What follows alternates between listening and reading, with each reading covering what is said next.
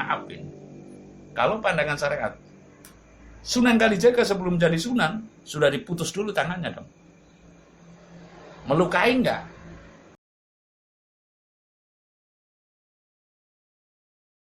Nun sewu Mbah, ini agak beralih ke kawruh jero atau kawruh batin gitu. Sebenarnya dari dulu saya itu agak penasaran dengan sosok yang disebut-sebut bernama Syekh Siti Jenar. Panjenengan kan saya anggap orang yang mumpuni dalam hal spiritual Jawa khususnya, sering juga dikaitkan oleh beberapa pihak dengan Syekh Siti Jenar. Nah, menurut panjenengan Syekh Siti Jenar ini seperti apa, Mbak? Tapi ulo salam yo atur bagya wis nusantara. Om wilahing jati nukuni hajat-hajat seluruh Nusantara tapi ulu salam muni. Kait Syekh Siti Jenar niku ceritane jane ya panjang. Artinya panjang begini, siapakah Syekh Siti Jenar begitu. Kan ada sebagian sejarah silsilah yang katanya keponakannya ini, anaknya ini. Tapi yang jelas kan kebuntuan di situ tentunya ada, sebab yang menulis itu juga tidak sezaman. Lalu silsilahnya itu juga ya namanya silsilah kan tidak begitu akurat seperti yang ada yang mengatakan Syekh Siti Jenar itu anaknya Syekh Jumadil Kubro, ada juga Abdul Jalil, apa saya pernah baca literasinya gitu. Itu menurut saya itu masih semua penafsiran, tapi saya melihat dari kacamata bukan kacamata silsilah ya. Kalau keyakinan saya itu Syekh Siti Jenar itu namanya Siti itu kan lemah. Mengapa dikatakan Siti gitu loh. Dan Siti itu cenderung dipakai oleh nama wanita. Perempuan. Siti Hajar gitu loh. Siti Aminah. Nah ini kok ada sosok sufi lah ibaratnya. Sosok kaum yang suluk atau tahu dari istilah bukan tahu ilmu Cina kan seperti itu yang ketuhanan, artinya yang punya muhung kepada hatinya itu tidak mau terpisahkan dengan Tuhan, kecuali kalau tidur mau tidak mau ya harus terpisahkan sejenak atau beberapa waktu. Kembali kepada Syekh Siti Jenar ya. Syekh Siti Jenar itu menurut saya, menurut pandangan saya, itu adalah sang penyelamat daripada ajaran adiluhung. Kembali lagi, sang penyelamat daripada paham adiluhung, atau menurut saya, baik itu ketitisan, baik itu dimong, baik itu ibaratnya mengkaji tentang ilmu daripada kejawen itu yang berkiblat pada saat Majapahit itu kan Sabdo Palon. Jadi kalau saya boleh mengatakan, Syekh Siti Jenar itu sebenarnya penyelamat ajaran Sabdo Palon atau ajaran Budi Pakarti. Artinya sang penyelamat itu, jadi Syekh Siti Jenar itu tidak mau membenturi walaupun dibentur, tidak mau membalas benturan walaupun itu dibentur. Ini kan laksitaning kodrat yang saya tahu, kalau ya orang Jawa itu kan nrimo ing pandum sumende marang takdir, yang penting berkiblat kepada Budi Pakarti. Budi Pakarti dalam artian yang berperi kemanusiaan itulah yang berketuhanan, terlepas dari maaf kata ajaran tertentu, ajaran yang harus begini, harus begitu gitu loh. Kalau orang berketuhanan itu ya harus berperi kemanusiaan seperti itu. Jadi orang berketuhanan itu berperi kemanusiaan yang menyangkutnya tata krama, berbudi pakarti yang luhur. Lah ini menurut saya Syekh Siti Jenar itu adalah penyelamat daripada ajaran Majapahit atau ajaran Sabdo Palon, yaitu ajaran budi pakarti, budi pekerti yang luhur. Melihat manusia dari sisi kemanusiaannya mutlak. Tidak ada embel-embel sukunya, tidak ada embel-embel, artinya embel-embel sukunya, wah saya anti Cina ibaratnya, wah saya anti Persia, wah saya anti Sunda, wah saya anti Jawa, itu enggak. Tapi justru penyelamat daripada ajaran budi pekerti itu menurut saya. Lalu mengenai ajaran yang menurutnya salah satu ajaran Syekh Siti Jenar itu dipandang kurang pas dengan ajaran syariat, ya bagaimana akan pas, karena melihat dari sisi kemanusiaan otomatis tidak melihat dari sisi syariatnya gitu loh.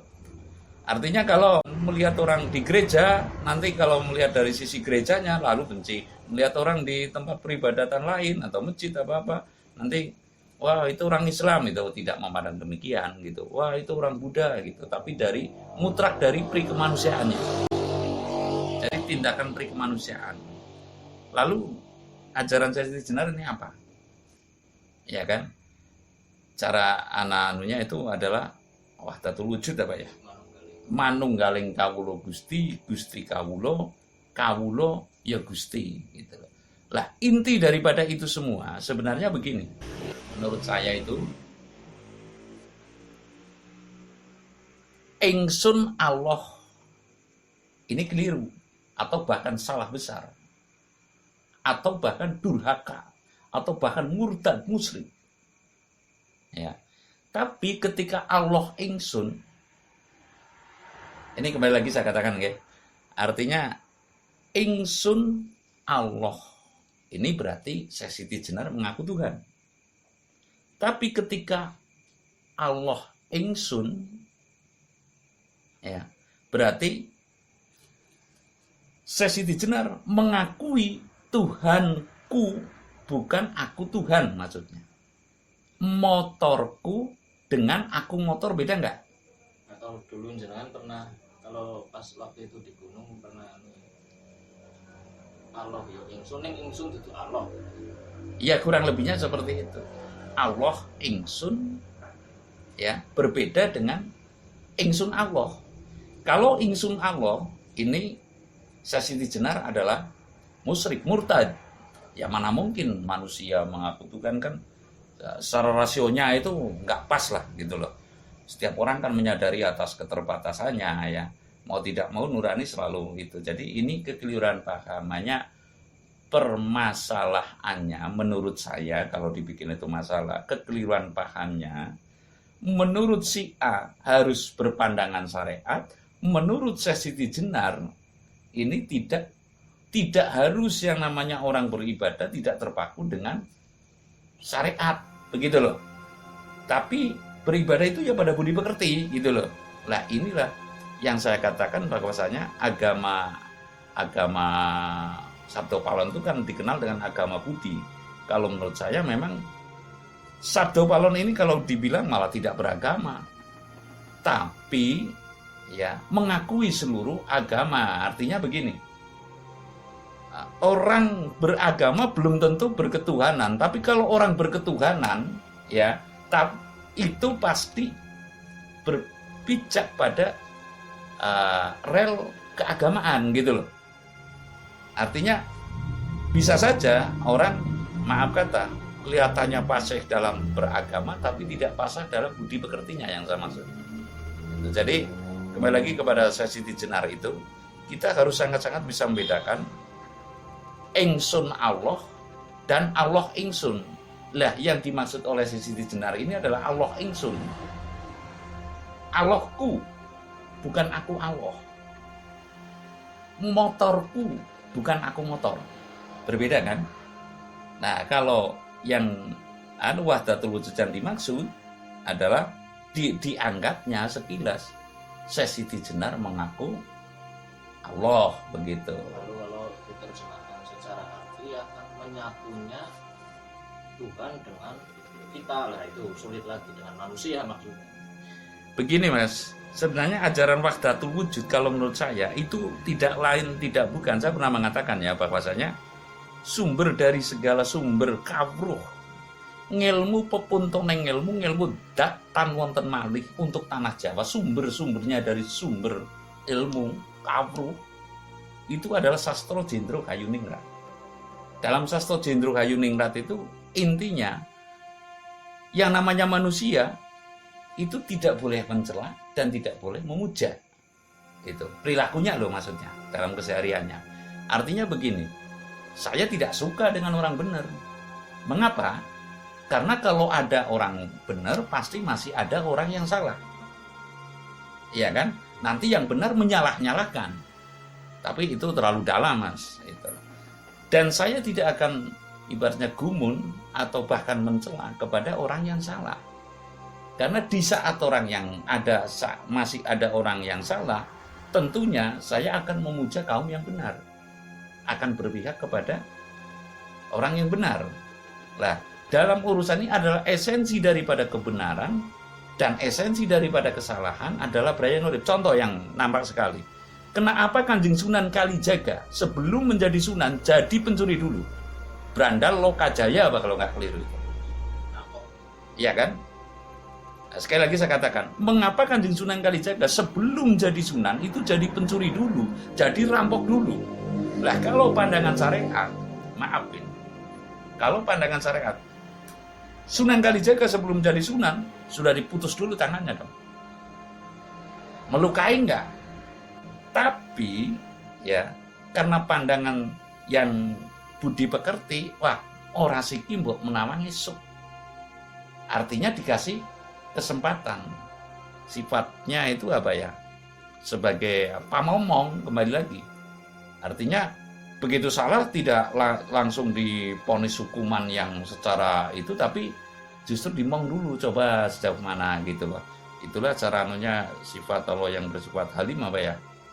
Ya kurang lebihnya seperti itulah. Artinya ya tidak langsung mengutuk tapi diberi kesempatan. Nah, tapi kalau sesuai syariat ketika Brandal Lokajaya atau Raden Said sebelum menjadi Sunan, ketika hukum syariat diterapkan, ya sudah diputus tangannya lah.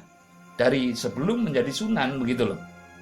Sebelum menjadi wali, begitupun yang dimaksud oleh Syekh Siti Jenar. Artinya Syekh Siti Jenar mengajak aja kagetan, aja gumunan gitu loh. Ya kan? Aja kagetan, aja gumunan. Tapi sebab di situ setiap manusia itu ada tempatnya salah. Manusia adalah tempatnya salah kembali lagi, dan pula manusia adalah tempatnya benar. Tidak mungkin manusia itu akan benar selamanya. Tidak mungkin pula manusia akan salah selamanya. Nah, kalau kita bicara masih salah dan benar, sekedar salah dan benar, nanti tidak akan ketemu esensi daripada kesalahan dan kebenaran. Artinya, berbuat kebajikan ini menurut saya adalah esensi daripada kebenaran. Esensi daripada kesalahan gitu. Ketika maksud saya ketika Kanjeng Sunan Kalijaga itu menjadi berandal, itu kan salah. Ya kan? Tapi karena di situ nuansanya ada nuansa nurani, ada nuansa sukma yang selalu membimbingnya, sehingga ketika berandal dia bukan tujuannya untuk memperkaya diri dan dia menyadari kesalahannya sehingga dia sampai menjadi waliullah gitu. Nah, begitupun ajaran Syekh Siti Jenar. Makanya kalau dalam literasi Syekh Siti Jenar kan hanya dekatnya itu yang paling dekat itu dengan Kanjeng Sunan Kalijaga begitu loh. Bahkan eksekusinya saja mau meninggal dunia saya hanya oleh Kanjeng Sunan Kalijaga, itu kalau pandangan batin saya. Sehingga ketika dimatikan dibunuh dengan pusaka apa itu naga apa gitu loh. Nah, itu jadi dibunuh kayak besi. Wah, berarti Allah itu kayak besi. Sudah, saya pengen mati seperti apa, itu dalam literasi, dalam secara-cara. Tapi saya tidak akan menengok ke situ. Yang jelas ajaran Syekh Siti Jenar itu adalah ajaran sangkan paraning dumadi manunggaling kawula Gusti, di mana ujungnya adalah Allah ingsun. Naudzubillahi min dzalik, doh naskarolo sekarang itu bukan insun Allah. Sekali lagi, jadi esensi daripada ajaran Syekh Siti Jenar itu adalah budi pakarti yang luhur, merui sangkan paraning dumadi. Sangkan itu asal, paran itu usul, asal usuling urip, dumadi itu urip. Sangkan paraning dumadi, asal usuling urip, Gusti kawulo, kawulo Gusti, tegese brayan urip lah ya. Tidak sopo siro sopo ingsun. Aduh, menurut saya Mbak, kalau kan saya juga pernah membaca di artikel atau buku itu ada juga yang mengatakan bahwa karena beliau juga mengikuti ajaran dari gurunya atau leluhurnya yang ada di Timur Tengah sana, juga ada ajaran seperti itu Mbak. Begini Mas, kalau hemat saya ya, nanti kalau kaitan dengan dikaitkan dengan ibaratnya paham-paham dari katanya keturunan sana, malah kita nanti berbenturan gitu. Jadi tidak ketemu. Literasi boleh-boleh saja lah.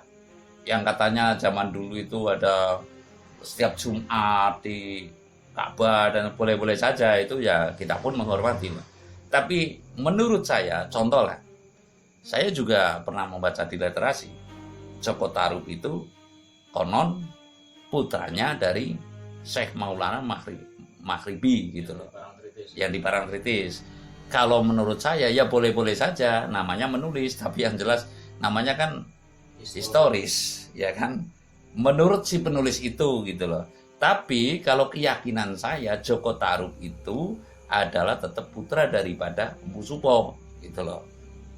Joko Tarub kembali lagi putra kepada Empu Supo, yang dimana dititipkan kepada Ki Tarub, ya Geng Tarub. Ya namanya kan Joko Trangkas apa Kitan Trangkas waktu itu. Sama juga gitu loh. Dari mana ini? Handoyo Ningrat kan dari Joko Sengoro. Handoyo Ningrat menjadi Ki Ageng Bengging, dapat jadi menantunya Sultan Brawijaya, bukan Sultan Brawijaya gitu loh. Terus turun ke Boknongo, ke Bokanigoro, ke Bo Amiluhur, kan seperti itu loh. Lah ini begitupun, maaf ini Syekh Siti Jenar yang saya maksud, yang katanya dari Persia, yang katanya dari mana gitu. Kalau keyakinan saya yang saya maksud ya, tetap Syekh Siti Jenar adalah orang pribumi kalau menurut saya.